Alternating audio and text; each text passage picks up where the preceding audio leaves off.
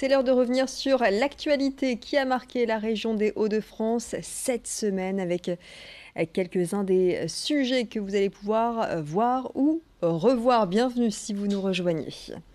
La santé alimentaire est de plus en plus au cœur des préoccupations des consommateurs et les professionnels en ont conscience. La preuve, une nouvelle fois avec un changement dans la préparation et la conservation du jambon. À Courcey, près de Dèvres, la ferme du Bon Port a décidé de bannir le sel nitrité dans la production de sa charcuterie. Après s'être spécialisée dans l'élevage d'animaux nourris aux céréales et au petit lait, c'est un nouveau pas pour la boucherie-charcuterie. Si les sels nitrités sont utilisés pour améliorer la conservation des produits et donner sa belle couleur rose au jambon, d'après le Centre international de recherche sur le cancer, les nitrites seraient cancérigènes. Et si le jambon sans nitrite se vend en moyenne 2 € le kilo plus cher à la ferme du Bon Port, Bertrand Gressier revendique une viande de meilleure qualité. Il s'en explique au micro de Marine Kijek. Nous avons eu des contacts avec nos fournisseurs, on a travaillé avec eux là-dessus et puis aujourd'hui on est arrivé donc à un retrait total du sel nitrité en remplacement donc par un assaisonnement, on va l'appeler comme ça, qui se trouve avec à base d'une infusion de thym romarin, un bouillon de légumes avec du céleri, des betteraves rouges qui donnent la couleur justement aux charcuteries.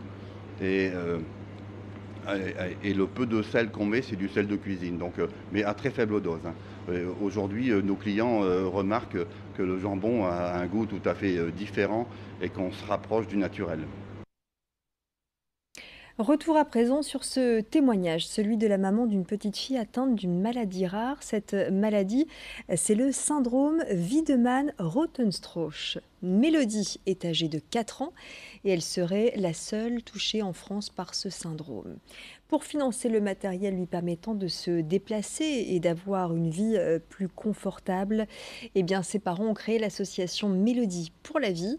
La générosité d'un joueur du LOSC a récemment permis de financer un fauteuil adapté d'un montant de 4 000 €, mais d'autres dépenses sont nécessaires. Marine Kijek a rencontré la maman de Mélodie à Canfin en Pével. Elle s'est confiée sur son combat.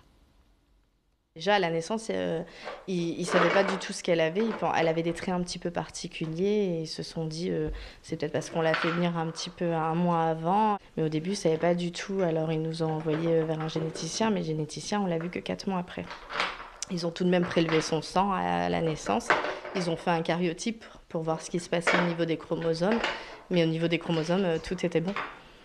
Et ensuite, ils se sont dit il faut aller voir dans les gènes qui sont mutés. Et c'est là qu'il m'a dit, là, ça va prendre beaucoup de temps. Et au final, au bout d'1 an, ça s'est accentué. Elle a commencé à trembler de plus en plus. Elle faisait des mouvements de tête en arrière, les mains qui tremblaient, le buste plus du tout stable. On nous a du coup prescrit une IRM en urgence. Et là, l'IRM a montré que la substance blanche dans l'ensemble du corps était bien atteinte. Et on nous a lâché le mot leucodystrophie. On ne savait pas trop ce que c'était. Et du coup, ils nous ont expliqué, c'est une maladie dégénérative. Et il n'y a pas de traitement pour ça. Mais comme ils ne connaissent pas cette leucodystrophie, ils ne savent pas du tout si elle va pouvoir vivre 5 ans, 10 ans, voire un peu plus. Ils ne savent pas nous dire comment ça va évoluer du tout. Jusqu'ici, il y a un joueur du LOSC qui a financé le fauteuil de Mélodie.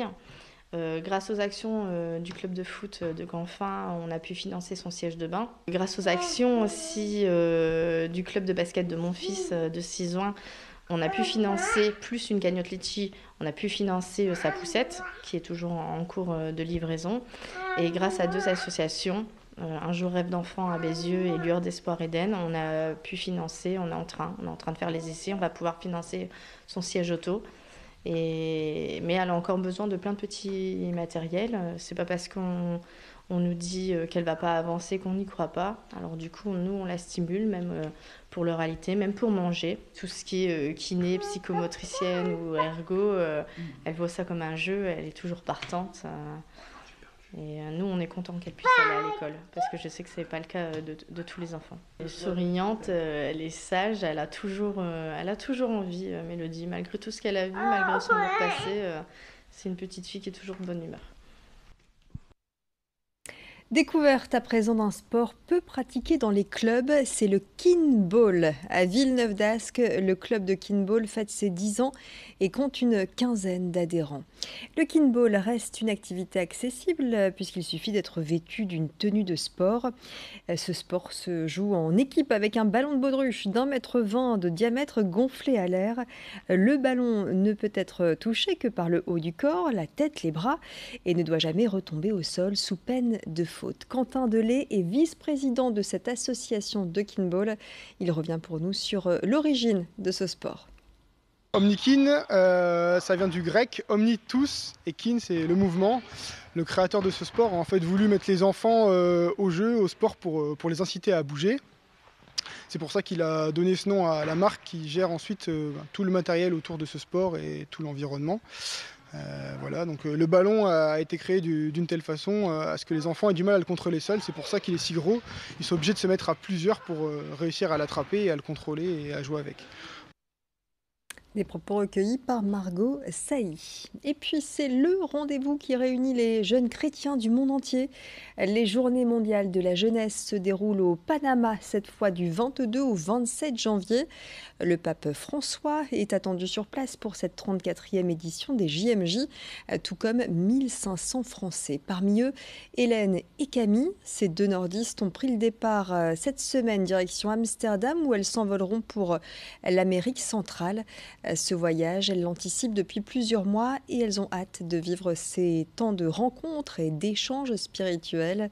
Hélène a déjà participé au JMJ. Pour Camille, ce sera une première. Vincent Vieillard les a rencontrés avant leur départ. Moi, je me prépare humainement depuis 1 an, mais après, matériellement et logistiquement, on se prépare depuis le mois de septembre. Oui. C'est un peu pareil pour moi, c'est mes premières JMJ. Donc je voulais déjà faire les précédentes à Cracovie, sauf que c'était pas possible. Donc voilà, ça fait aussi de nombreux mois que je me prépare spirituellement et depuis vraiment septembre où voilà, on a eu les rencontres et on prépare vraiment au niveau du matériel. Et c'est la fin de cette édition. Je vous rappelle que vous retrouvez tous les reportages de la semaine sur notre site internet grandlille.tv à voir et à revoir. D'ici là, d'autres reportages sur notre antenne. Restez avec nous et je vous souhaite un très très bon week-end.